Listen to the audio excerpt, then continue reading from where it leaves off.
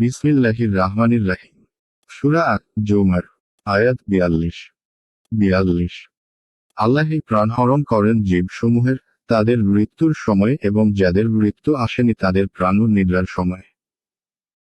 অতঃপর যার জন্য মৃত্যুর সিদ্ধান্ত করেন তার প্রাণ তিনি রেখে দেন এবং অপরগুলি ফিরিয়ে দেন, এক নির্দিষ্ট সময়ের জন্য। এতে অবশ্যই নিদর্শন রয়েছে চিন্তাশীল সম্প্রদায়ের জন্য।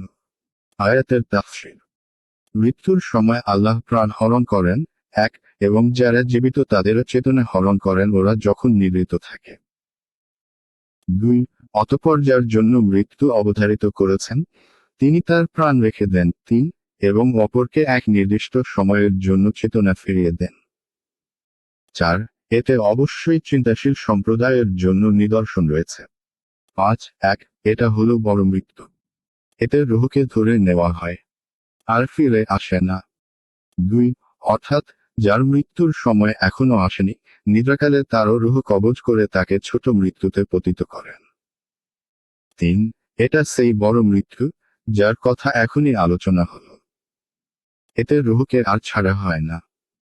4, অর্থাৎ যতক্ষণ পর্যন্ত তার নির্ধারিত সময় আসে না, ততক্ষণ পর্যন্ত তার আত্মা আসা যাওয়া করে। এটা হলো ছোট মৃত্যু। এই বিষয়টাই সূরা আনামের 6-7-61 আয়াতে আলোচিত হয়েছে। তবে সেখানে ছোট মৃত্যুর কথা প্রথমে এবং বড় মৃত্যুর কথা পরে বর্ণিত হয়েছে। আর এখানে তার বিপরীত এসেছে। 5, অর্থাৎ রুহকে ধরা ছাড়া এবং মরণ ও জীবনের ব্যাপারটা প্রমাণ করে যে, মহান আল্লাহ প্রতিটি জিনিসের উপর সর্বশক্তিমান এবং কিয়ামতের দিন তিনি মৃতদেরকে অবশ্যই জীবিত করবেন।